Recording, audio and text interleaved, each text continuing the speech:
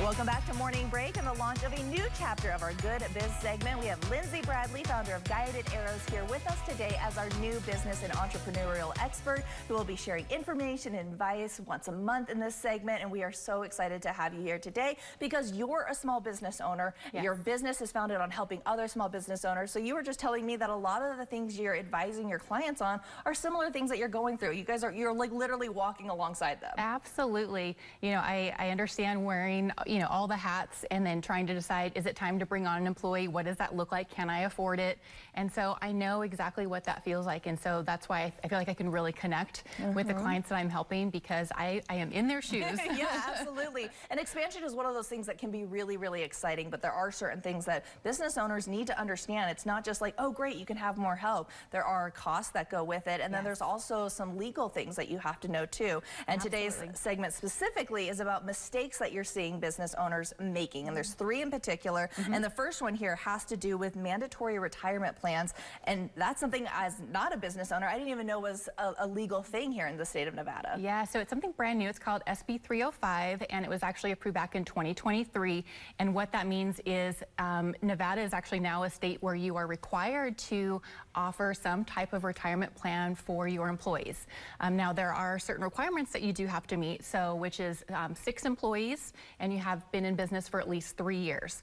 But it doesn't matter if you are a for-profit business or a nonprofit business, this does apply. And so this is actually coming into effect July of 2025. So right really around the corner. Yeah. So it's really important that businesses understand their obligations while we don't really know if there are fines or what repercussions might be if you don't enroll, as those things are still kind of coming to light, but something to be on the radar for businesses. Yeah, absolutely. And it's one of those things too that I'm glad you clarified the profit and nonprofit because a lot of the organizations, they fall under the same umbrella, even though in our minds they probably seem very, very different and stuff. So that's a good thing to know. The other thing that you also have here is overtime laws that are really new, but they have gone into effect already. They have. They actually went into effect last July, so July of 24. Nevada used to be a state where overtime was not calculated daily, but it was on a weekly range, so working over the 40 hours a week, but that recently changed. And so that does impact a lot of businesses, especially around here, because we have a lot of warehousing where people are working 10-hour shifts, 12-hour shifts. Oh, wow. And so now you're looking at that expense because anything over 8 hours can qualify for overtime depending on the pay. So you have to be paying at least $18 an hour. Otherwise, you are subject to that daily overtime rate. So there are some specifics that go into that. So it's important to understand the difference. Yeah. So if you're paying under $18 an hour, you are subject to that daily overtime. But if you're paying, at least $18, then it would be the weekly overtime. So good to understand the difference. For sure. However, again, good to look at all the different aspects because the 10-hour shifts, there are some certain things that you need to do so that you don't, that you can get around that. And then 12-hour shifts, you're still paying the difference after that 8 hours. Yeah, because I think a lot of the times, especially as a small business owner, they hire the people to be like, hey, whatever you can get done in 40 hours, and we love the post-COVID lifestyle of, just kind of being a lot more flexible. It's like, hey, you work 6 hours today and then you worked 8 hours and then 10 hours, because that's what your lifestyle required of you that week. And so that's really important to note that these things might affect how you allow your employees to get their jobs done. Absolutely. Yeah, super important. So it's just a conversation to have. Absolutely. Okay, and last but not least, the difference between employees and contractors. That's a big one. Really big one. I run into this a lot because, we think about the expenses that come with bringing on an employee. You have payroll taxes and all these different aspects.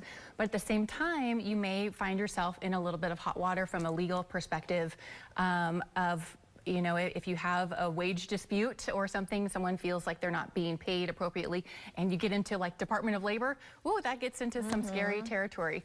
And so really having people understand the requirements of an employee versus 1099, if you are controlling their work, you're telling them when and like how to do the work, when and where to be, you have an employee. And same thing, if you're setting their pay, you have an employee.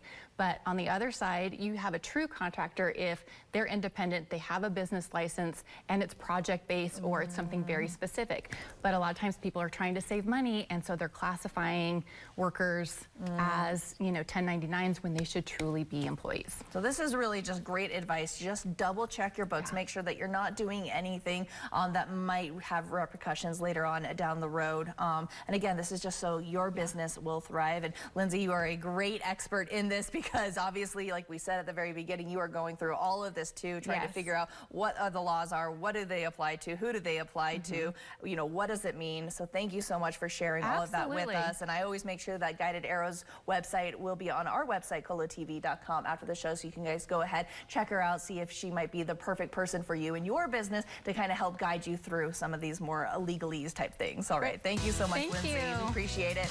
And thank you guys for watching. We'll be right back.